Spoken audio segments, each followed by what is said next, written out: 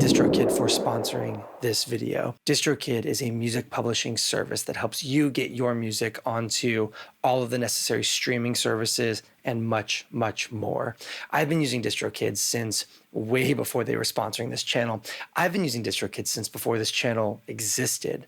I think I first started publishing through DistroKid as my first publishing outlet nearly 10 years ago. And I started with DistroKid because in 2013, 2014, they seemed like the obvious best choice for an independent musician like myself. And here we are nearly 10 years later, and I feel like it's borne out to be very true. I'm a huge fan of this company, the service they offer. I've been using them for forever, and I will continue to be in the future. If DistroKid is the kind of thing that will help you get your music out to your audience, I recommend that you check them out. You can use the link in my description down below for 7% off your subscription to DistroKid. As many of you know, we've been doing kind of monthly studio deep dives on this channel. DistroKid being kind enough to sponsor a video every month on this channel has allowed me to free up some space to make videos of things that I just want to talk about. And predominantly that has been studio tips and tricks. The more I dive into the production, the mixing, the mastering, the songwriting side of things, the more I kind of want to share that side of things beyond just the deep dives into pedal demos and all that stuff. But this month, we're switching that up a little bit.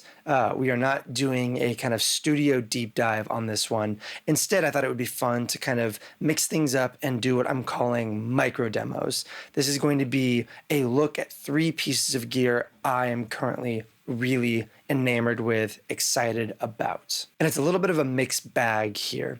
It's stuff that I probably will not do a deep dive on in the future, as well as stuff that I am almost certain that I will. But in either case, if you are somebody who kind of like wants to get some insight into what I'm excited about right now, what I'm using a lot in my writing process right now, but you don't want to spend, 45 minutes listening to me talk about a 2-knob distortion pedal or whatever, fair, I get it.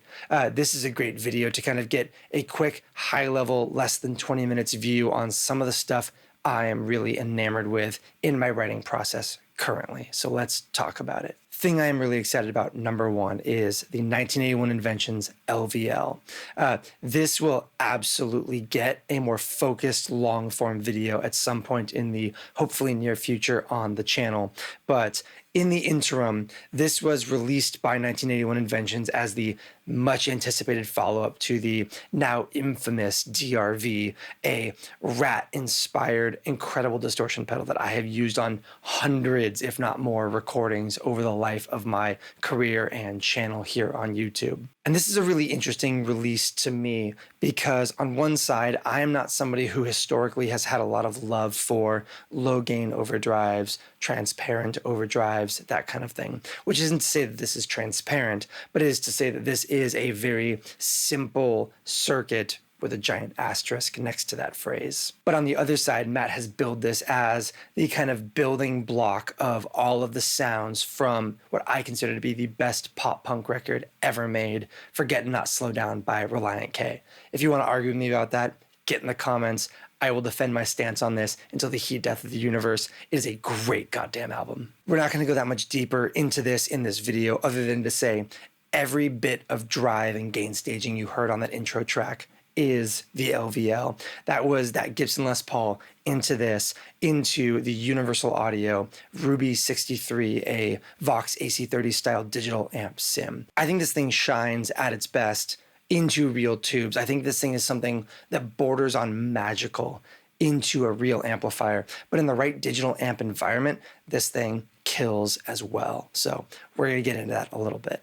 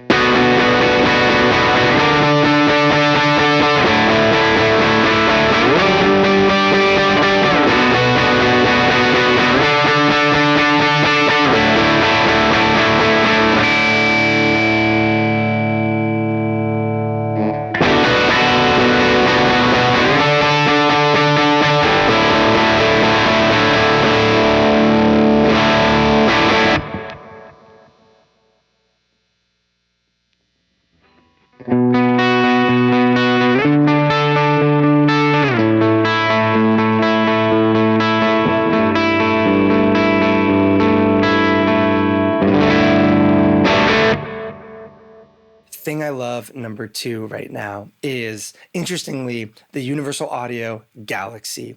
Their true stereo, and by that I mean left and right channel pathing with no crosstalk in the middle, take on the Roland Space Echo. And this thing is a deeply faithful recreation of the classic Space Echo sound, complete with the spring reverb, input volume for that kind of classic preamp sound, the ability to kind of dial in tape age to create warble and damage to a tape that can be very, very kind of coveted about old Space Echo units. Head selections, echo volume, feedback, rate, the whole thing. And it also kind of like stays true to a lot of the analog electromagnetic settings and features in the actual units themselves. The ability to press and hold that tap tempo to functionally turn off the motor on the Space Echo, allowing you to get, in my opinion, the most realistic kind of tape echo stop sound, as you heard at the end of that intro track, of any digital recreation of this kind of thing I've ever heard. And it's a fascinating approach to stereo as well, because like I said, it is true and honest left and right dual mono stereo pathing. But as you turn up the tape age on this thing, you will get little time warbles and discrepancies from the left and right channel. So the more you turn up that tape age, the more likely those things are to happen.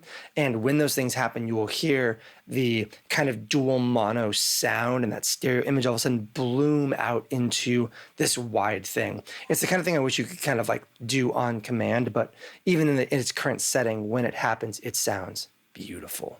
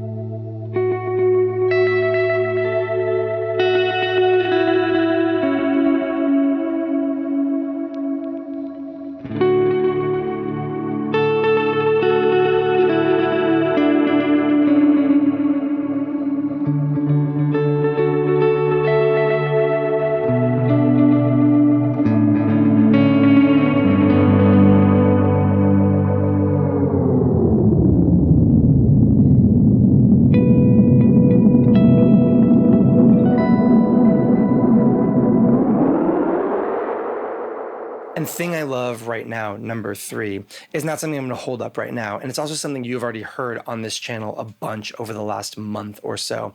And that is Mixwave just released the Aaron Gillespie signature drum library. And as somebody who has kind of used Under Oath as a genre touchstone guiding light since I was in high school, and somebody who has basically looked to Aaron Gillespie as the kind of like gold standard for both drum parts and drum tone, I could not describe more severely how excited I was for the announcement of this drum library. I got it day of, fell in love with it immediately. It did not disappoint. And I've been using it on everything. I think it sounds absolutely incredible. In today's video, we only processed those drums in the box, which is to say, within the plugin itself, with a parallel mix of reamping it through the Chase Plus Generation Loss version 2. We will do a video in the future about parallel mixing with the gen loss because it's really fun. But in this video, I just want to go ahead and solo up those drums here for a second and listen to how incredibly good this drum library sounds and how obsessed I am with it.